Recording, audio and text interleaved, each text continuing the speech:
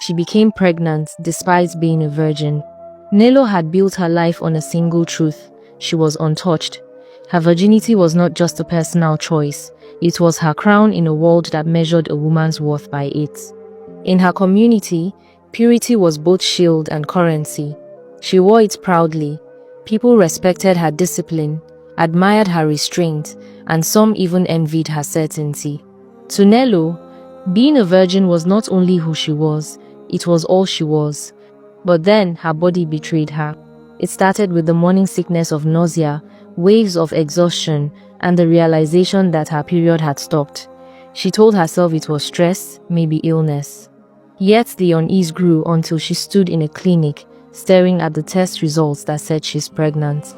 Nello could not understand it. She had never been with a man, never. Yet the world inside her body was undeniable. She walked out of the hospital with a secret already too heavy to carry. At first, she kept it hidden, but her secret refused to stay small. When her family found out, disbelief turned to disappointment. Disappointment hardened into shame. Their daughter, the example of purity, was now the subject of hushed conversations and sideways glances. The gossip spread quickly. Maybe she had a secret lover, maybe she was lying, maybe she wasn't as holy as she claimed. The weight of judgment pressed on her chest. She kept insisting she was a virgin. Doctors dismissed her insistence as denial, a shield against a truth too painful to accept. But Nello's conviction never wavered. She repeated her truth like a prayer. She was a virgin. She believed it in the stillness of her room. Believed it when her reflection revealed a swelling belly. Believed it even as the world turned its back. The final blow came when the doctor showed her the ultrasound shadows of a tiny body moving inside her. The room was silent except for the hum of the machine. It was no longer suspicion, no longer rumor, but proof. Still, she clung to her truth with desperate hands. Her voice, steady though her heart trembled, declared what no one believed. She was untouched. She was pure. Was she holding on to the truth or hiding from it? And if she truly didn't know what happened to her, she kept insisting she was a virgin, even as she gave birth to her baby. Nello's parents smiled when they held her baby, like they had been waiting for this moment their entire lives. Nello gave birth to a boy. Even as she pushed him into the world, even as she heard his first cry, she whispered the same words she had clung to for months. She was still a virgin. The nurses exchanged glances. The doctor shook his head. But Nello's truth remained unshaken. She refused to touch the child. When they placed him on her chest, she turned away. The baby cried, and she felt nothing but emptiness. Depression wrapped around her like a heavy blanket. She spent her days staring at the ceiling, ignoring the sounds of her son in the next room. Her parents transformed overnight. The disappointment vanished. The shame disappeared. They cooed over the baby, bought him clothes, took turns feeding him. Their joy seemed to burst from every corner of the house. Nello was too broken to question it. She watched them from her bedroom doorway.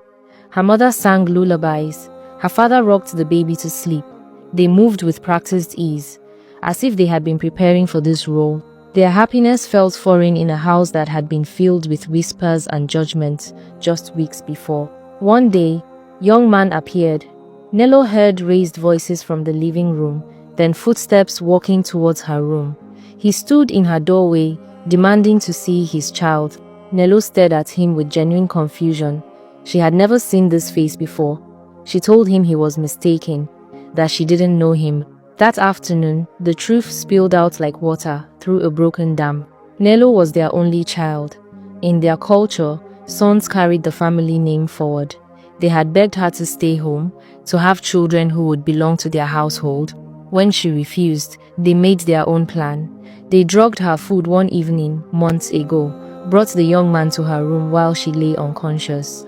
The pregnancy they had pretended to shame was actually their greatest triumph.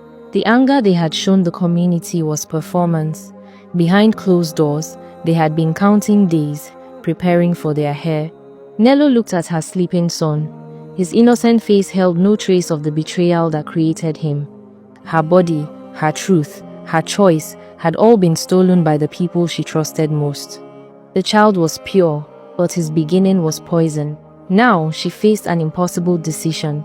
She could run from everything, leaving both parents and child behind, or she could stay and claim her son, taking back what little control remained in her shattered world. Nello left her parents' house in the dead of night. The baby was tied to her back with a wrapper, his soft breathing steady against her skin. She carried no bag, no money, only the decision that she would never again live under the roof of people who had stolen her body and her trust. Each step into the darkness was heavy, but it was freedom. The world outside was unkind. She found shelter in a church for a few nights, then moved from one small job to another. She washed clothes, swept floors, sold vegetables in the market. The coins were small, but they bought food and soap. At first, she fed her son with hands that still trembled, unsure if she could ever love him. But with every cry, every tiny grip of his fingers, something inside her began to soften. One afternoon, the young man came to find her. His face was the same as the day he demanded the child, bold and restless, but now there was guilt in his voice. He admitted her parents had called him, promised him money and favor if he agreed to lie with her while she was drugged. He had accepted, though he claimed he did not know the depth of the evil plan. Nello listened in silence, her son sleeping in her arms. When he finished, she spoke firmly. "You chose to take part. You are no victim. You have no right over this child." Her words cut clean. The man lowered his eyes, mumbled a few more apologies, and left. He never returned. Months later, her parents came searching. Their faces were lined with worry, but their eyes still carried the same hunger for the boy they had called their heir. They begged her to return home, to let them raise the child. They wept, saying it was all for the family name. Nello stood her ground. "You drugged me. You used me. You destroyed my trust. This child is mine, not yours." Her voice shook, but her resolve did not. She turned her back and walked away, leaving them in tears. Life remained difficult, but it was hers. She worked harder than she thought possible, carrying her baby on her back as she sold food in the market. Slowly, the distance between her and the child faded. She began to smile at him, to sing softly while rocking him to sleep. For the first time, she called him her son not with pain, but with pride. Her past had been stolen, but her future was hers to shape. The boy she once rejected was now her strength.